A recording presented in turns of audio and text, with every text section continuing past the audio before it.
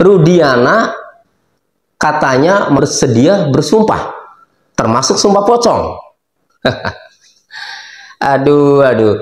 Pak Rudiana ketika ditanya Pak Hotman Paris terkait apakah benar yang meninggal itu adalah anaknya Pak Rudiana, Muhammad Rizky Rudiana atau Eki. Kemudian dijawab oleh Rudiana bahwa benar dan berani bersumpah, ya, bahkan termasuk sumpah pocong. Saya menilai ini strategi Rudiana untuk meyakinkan publik sumpah pocong itu.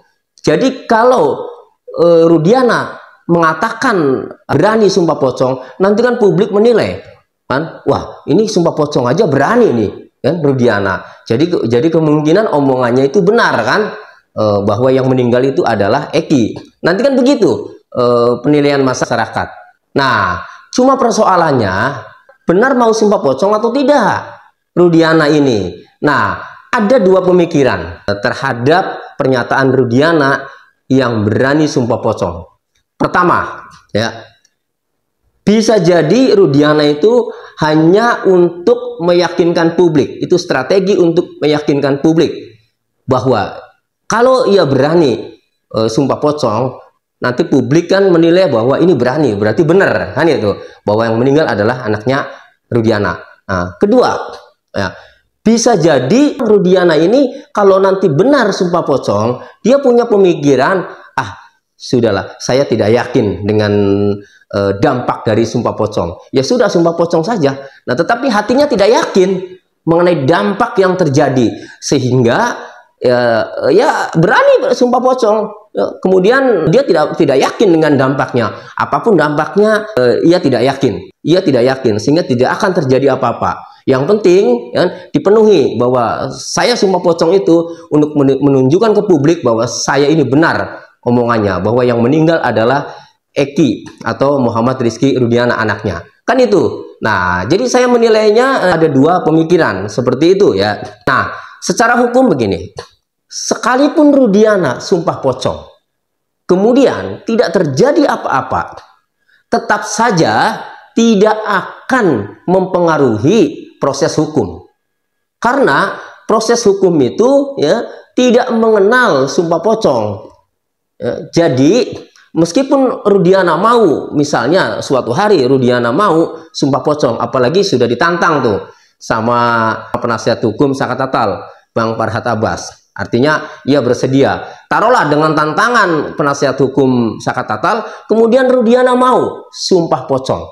Nah, tetap saja ya, walaupun Rudiana mau sumpah pocong, walaupun dalam jangka waktu tertentu misalnya Rudiana tidak ada dampak dari sumpah pocong itu, tetap saja sumpah pocong Rudiana ini tidak akan mempengaruhi proses hukum.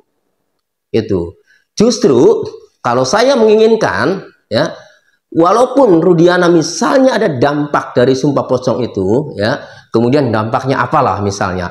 Justru saya tidak menginginkan. Kalau yang saya inginkan Rudiana ini kalau nanti terbukti, misalnya terbukti merekayasa kasus, membuat skenario sampai akhirnya 8 orang itu jadi dihukum ya, justru yang saya inginkan adalah Rudiana ini bisa merasakan seperti 8 orang itu di penjara seumur hidup.